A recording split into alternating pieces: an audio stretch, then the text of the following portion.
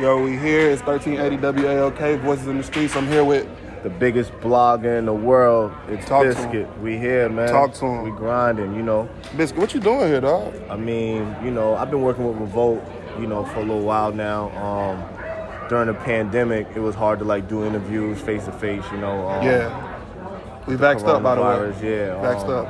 So, long story short, I did a few interviews, on Zoom with Revolt. So now, at the Revolt Summit, I'm about to bring up DJ Envy and some more moderators. How'd you feel about doing things on Zoom and everything becoming straight up online? Did you feel like you was making more money?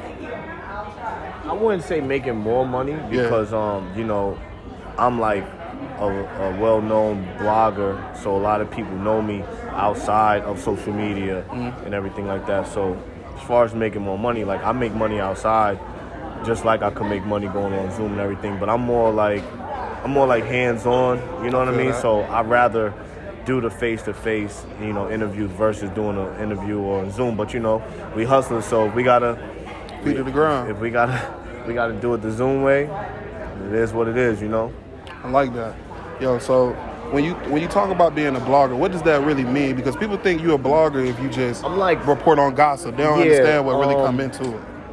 I mean, the way I look at it, creating content, a lot of people now, they go to, concerts and if you notice, everybody has their phone up. So everybody's literally a blogger. It just depends on what they're capturing. You know what I mean? There's a lot of YouTubers, that look at the Ryan show. They're just blogging about him playing toys, and that's the biggest. You know what I mean? Oh, that's the kid with the most money on YouTube. Exactly. Shout out to you, kid. Ryan, he gets a lot of bread. You know what I mean? But again, it's it depends on your lifestyle. I feel like blogging is you could be a food blogger. You could my passion is music, fashion. So that's more of the stuff that I'm geared towards. When I'm creating my content, it's usually about I'm not a sports blogger. You know what I mean? But I try to in my own world, I try to make sure I cover all bases. Because again, I got a big audience, so I don't just cater it to my liking. Sometimes I post things that I might not follow too much, but it's relevant. You know what I mean? Your audience may care because the audience is so. Bro, how many followers you got?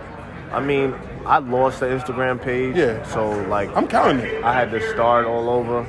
I'm almost at 1 million. I'm at 700,000. If you starting over and you getting back to 1 million, that means you at least 2 million. I got a real following. Yeah, that's 2 million for real. If you want to call it something. My following is never gonna go nowhere because of the content I've created. See, I always tell people, bro, once you build a lane for yourself and you put your feet down in it, and it's hey, when you not posted, it's damn, where is this? Yeah. So if you build a lane for people to miss you, it's you're not replaceable. Yeah, but you're not just a blogger. Let's not. Yeah. We don't do boxes here on Voices in the Street. You also are a businessman, and I want to talk to you about your chips. Yeah, I actually just dropped these, man. These Biz chips. If you want to zoom in.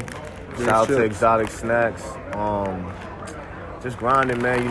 My people's, Exotic Snacks. Shout out to my boy Raffy. Exotic Snacks is real popular. This is Exotic Snacks, Long Island, and that's where I'm from. So, I was kicking it with him one day, and he was like, "Yo, he wanted to, put together a snack." And I'm like, "Man, I need some honey barbecue flavored chips." Best kind. And man, now we here, We here. It's moving. I got more stuff coming too. I got biscuits and blunts. Okay. I got biscuits and blunts. That's my weed brand. Okay. I'm a brand ambassador. You think about getting into leaves and stuff like that too? Yeah.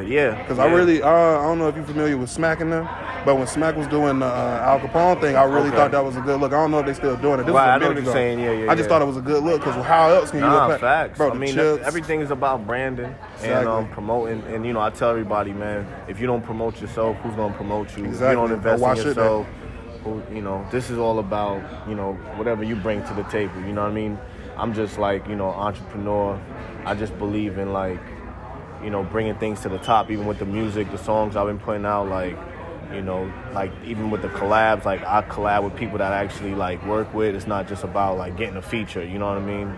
It's deeper than that. Like I got Jadakiss on my record, Dream Doll, you know, we outside with it. But you know, those are my people. So it's like, you know what I mean? It feels good to, you know, do things with people that you work with and stuff like that. So I'm just branding and marketing and, you know, making things go viral. You know what I mean? I make somebody famous or something every day.